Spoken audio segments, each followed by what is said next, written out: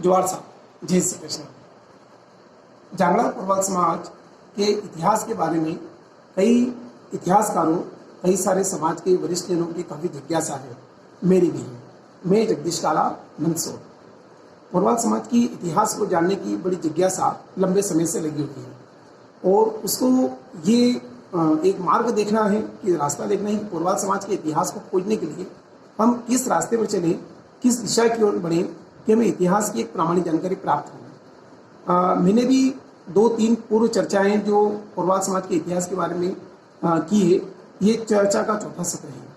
इसमें जिस विषय पर चर्चा हो रही है वो ये कि प्रागवट प्रदेश, जांगले प्रदेश से मालवांचल में कोरवाल समाज का प्रवेश। आज इस विषय पर हम चर्चा करेंगे। मालवांचल में जो साक्ष्य, जो प्रामाणिक दस्तावेज, जो हमें शिलालेख प्राप्त होते हैं, उनके आधार पर यह प्रामाणिक रूप से कहा जा सकता है कि मालवांचल में जांगड़ा कोरवाल समाज का जो आगमन हुआ वो 14वीं से 15वीं शताब्दी के मध्य हुआ। 14वीं से 15वीं शताब्दी के मध्य जांगड़ा कोरवाल समाज जो जांगले प्रदेश से धीरे धीरे पलायन करते हुए मालवांचल जो हरा भरा था, काफ़ी संपन्न था, यहाँ की पानी, जलवायु, मिट्टी काफ़ी उपजाऊ थी और कहीं कहीं यहाँ पर एक सुरक्षा का भाव उत्पन्न था। यहाँ पे राजा महाराजाओं का जो शासन था वो कहीं सुरक्षा का भाव देता था। इसी उद्देश्य से जांगड़ा कोरवाल समाज के कई सारी बैलगाड़ियाँ मालवांचल में प्रवेश कर गई। 14वीं से 15वीं शताब्दी के बीच में 2 या 3 रास्तों से मालवा में, राजस्थान के माध्यम से मालवा में कोरवाल समाज की बैलगाड़ियों का, मुखियाओं का प्रवेश हुआ। लगभग अहमदगढ़ किले में कुछ समय तक रहे। अहमदगढ़ का जो किला है वो जांगड़ा कोरवाल समाज के इतिहास को बहुत अच्छी तरह से प्रमाणित करता है। 14वीं से 15वीं शताब्दी के दौरान जो भी बैलगाड़ियाँ यहाँ पर आई वो बैलगाड़ियाँ अहमदगढ़ की किले में ठहरी और वहाँ पर जो चंद्रावतों का, परमाणु का जो शासनकाल था वो वहाँ पर सुरक्षा की दृष्टि से काफ़ी संपन्न हुए। लेकिन जब यवनों का वहाँ पर आक्रमण हुआ और उन्होंने धीरे धीरे जब अहमदगढ़ किले को विध्वंस किया, नष्ट किया, तो वहाँ के जो कोरवाल समाज की जो बाहुल्य बुद्धिजीवी थे, पुरखे थे, बुजुर्ग थे, उन लोगों ने वहाँ से निकल जाना ही सुरक्षित समझा। तो वहाँ से धीरे धीरे अपनी पहचान को छुपाते हुए और निश्चित उन्होंने छोटे छोटे गाँवों में जाकर जो है अपना व्यापार शुरू किया। और अहमदगढ़ का जो किला है वो रामपुरा से कुछ आगे है, आज भी उसके शिलालेख विद्यमान है। अहमदगढ़ किले में आने के पश्चात या मालवांचल में आने के पश्चात ही जांगड़ा कोरवाल समाज के गोत्रों का निर्माण हुआ। क्योंकि जांगड़ा कोरवाल समाज के गोत्रों का निर्माण अगर हम खोज करें तो जांगले प्रदेश में इसी जो आज हमारी 24 गोत्र हैं, इनका कोई उल्लेख जांगले प्रदेश में या प्रागवाट प्रदेश में नहीं मिलता है। प्रागवाट प्रदेश में जो समूचा कोरवाल प्रागवाट जो क्षेत्र था उसमें जो कुल कोरवाल समाज की जो वैश्य सेठ परिवार थे, जिन्हें 62 सेठ के नाम से जाना जाता था, वो केवल कोरवाल के नाम से ही वहाँ पर प्रसिद्ध थे। वहाँ इस तरह की कोई गोत्रें जो आजकल 24 गोत्र के रूप में हमारे यहाँ प्रचलित है वो नहीं थी। और वहाँ पर जो है वो जब कुल कुनबा कोरवाल समाज का जो 3 भागों में बटा, एक भाग जो सीधा अयोध्या की तरफ गया, दूसरा भाग जो वहीं पर रहना जिन्होंने स्वीकार किया, जिन्होंने जैन धर्म को अंगीकार किया और वहाँ पर उन्होंने कहीं कहीं सुरक्षा भाव लगा और वहीं वो राजा महाराजाओं के या जैन संतों के सानिध्य में अपना धर्म का प्रचार करते रहे। और तीसरा जो घटक था जो जांगले नाम से प्रचलित हुआ, जो इस क्षेत्र में आया, जांगड़ा कोरवाल, उन्होंने मालवांचल में आना उचित समझा। मालवांचल में आने के पश्चात इन्होंने छोटे छोटे गाँव में जब अपना स्थान बनाया तो इन्होंने सबसे पहले अपनी पहचान और अपनी स्मृति के लिए अपने कुल देवी देवता जो पूर्व में जांगले प्रदेश में ही रह गए थे, उनके पुरखों की, उन पूर्वजों की कुल देवता, कुल देवियों की स्थापना के लिए मालवांचल में अपने अपने घटक दलों के साथ, अपने अपने कुनबे परिवार के साथ में, अपने जत्थे के साथ में, अपने घटक या जो उन्होंने अपनी गोत्र निर्माण की पुरखों के द्वारा अपने अपने कार्य व्यवसाय के कारण उन गोत्रों के अलग अलग स्थान पर उन्होंने अपने कुल देवता, जिन्हें भीरू जी के रूप में उन्होंने स्थापना दी, जो कहेंगे पूर्वजों का मूल स्थान रहा मालवांचल में। और साथ साथ में ही उन्होंने उन स्थानों को एक प्राचीन बनाने के लिए और लंबे समय तक एक चिरस्थायी याद के रूप में स्थापित करने के लिए ऐसे स्थानों का निर्माण किया जो 100, 500, 1000 साल तक कहीं कहीं एक प्रतीक रूप में जीवित रहे। इसका उल्लेख मिलता है बावड़ियों में। मालवांचल में जो प्राचीन बावड़ियां अगर हम देखें, जो प्राचीन बावड़ियां निर्मित हैं, अधिकांश बावड़ियां कोरवाल सेठों के द्वारा निर्मित की गई थी और उन बावड़ियों के अंदर इन्होंने सुरक्षा की दृष्टि से, क्योंकि उस समय यह मूर्ति तोड़ने की एक प्रथा शुरू हुई थी, कहीं भी कोई ऐसी मान्यताएं की मूर्तियां होती थी, धर्म की देवताएं की मूर्तियां होती थी, तो उन्हें खंडित करने का कहीं कहीं एक षड्यंत्र चलता था।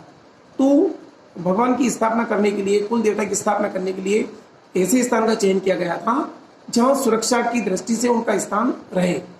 तो कुएं, बावड़ी, नदी, ऐसे स्थान जहां पर 12 महीने पानी भरा रहे, और केवल जब उनका पानी का स्तर नीचे आए, वैशाख मास या गर्मी के समय, तब जाकर ही उनकी पूजा की जा सके, और बाकी समय में पानी से पूरी तरह जलमग्न रहे। तो ऐसी बावड़ियों के स्थानों के शिलालेख पढ़ने पर हमें ज्ञात होता है कि पोरवाल समाज की जो पुरखे यहाँ पर जब 14 से 15 शताब्दी में आए, तो उन्होंने अपने पूर्वजों की स्थापना की, और लंबे समय से वो वर्ष में एक बार एकत्रित होकर उस स्थान पर अपने कुल देवता की सब कुटुंब के साथ पूजा करते थे। कुछ बावड़ियों को उल्लेख जो हम देखते हैं, जैसे जन्नौद जो रामपुरा के पास में आता है, जन्नौद की जो बावड़ी है वो काफ़ी प्राचीन बावड़ी है, और वो बावड़ी निश्चित है कि लंबे समय से पूजनीय है।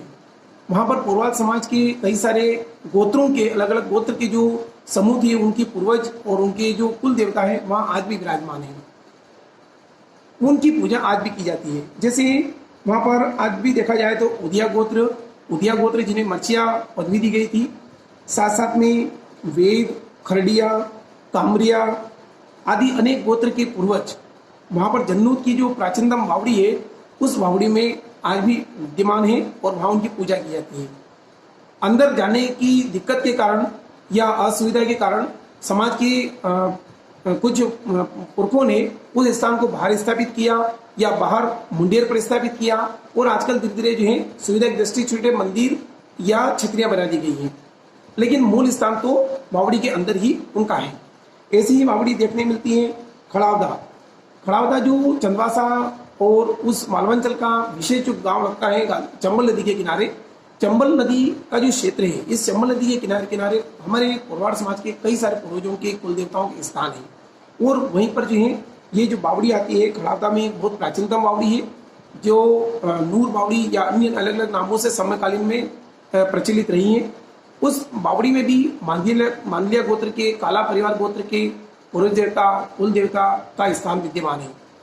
बाद में पुरखों ने, पूर्वजों ने उनको स्थानों को अपनी सुविधा की दृष्टि से अन्य स्थान प्रतीकात्मक रूप से विराजमान किया, और पंचायत नेरे खड़ावदा में भी काला परिवार के, संघवी गोत्र के, चौधरी गोत्र के और फरकिया गोत्र के पूर्वज देवता, कुल देवता विद्यमान है। लेकिन कहेंगे उनका भी जो जुड़ाव है वो प्राचीन बावड़ी से ही है। साथ में हम आगे आए तो रूनीजा गसुई भी हमारा एक बहुत प्राचीन नगर रहा है पोरवाड़ों का, और यहाँ से कई जगह लोग गए हैं। तो यहाँ से प्राचीन बावड़ी जो है वह रूनीजा में बनी हुई है, जैसे सेठों की बावड़ी कहते हैं। वहाँ पर भी कई गोत्र के भैरू जी के स्थान है, लेकिन अब केवल विशेषकर फरकिया गोत्र के भैरू जी के स्थान के रूप में वहाँ पर आज भी बावड़ी पूजा की जाती है। रूनीजा गांव के ठीक बाहर एक खेत के बीचों बीच में एक बावड़ी बनी हुई है, जिसे फरकिया गोत्र के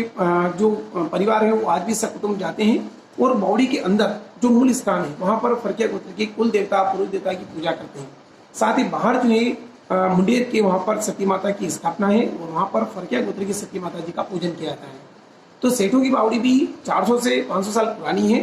और वो उस समय से विद्यमान है, और शिलालेख आज भी वहाँ पर स्थापित है, जिससे ये चीज प्रमाणित होती है। साथ ही हम अन्य बावड़ियों की बात करें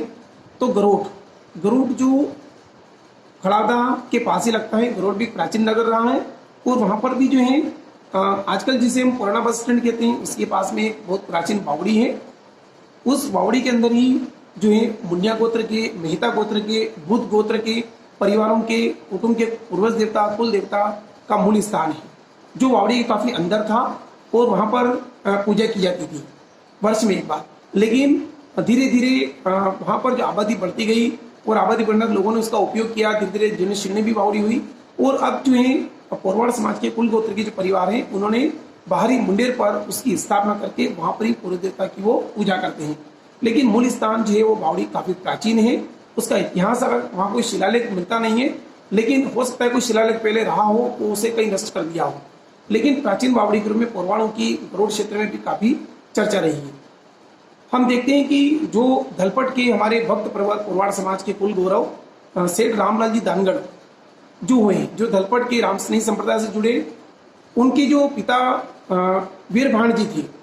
वो वीर भाणजी भी गरुड़ के ही निवासी रहे हैं। और निश्चित है कि गरुड़ 1700 से पहले लगभग 1650 से 1700 के समकालीन में गरुड़ में काफी पुरवाड़ समाज के परिवार रहा करते थे। वहां पर जो है धनुतिया गोत्र की सती माता जी का स्थान गांव के अंदर स्थापित है। आज भी वहां भी एक शिलालेख लगा हुआ है। और ऐसे अन्य और स्थान हैं गरुड़ के अंदर ही, जो धीरे धीरे अब लुप्त होने वाले हैं। यदि समाज के जागरूक लोग अगर उनका संरक्षण नहीं करेंगे, सुरक्षा नहीं करेंगे, तो वो स्थान धीरे धीरे आप आने वाली पीढ़ी को नहीं पहुंचा पाएंगे, नहीं उनके दर्शन करा पाएंगे। तो हम सबका ये कर्तव्य है कि ऐसे स्थानों का हम रखरखाव करें, आने वाली पीढ़ी के लिए उन मूल स्थानों की जो अपने पुरखों की निशानियां हैं उनका संरक्षण करें, बचाव करें, उनकी शिला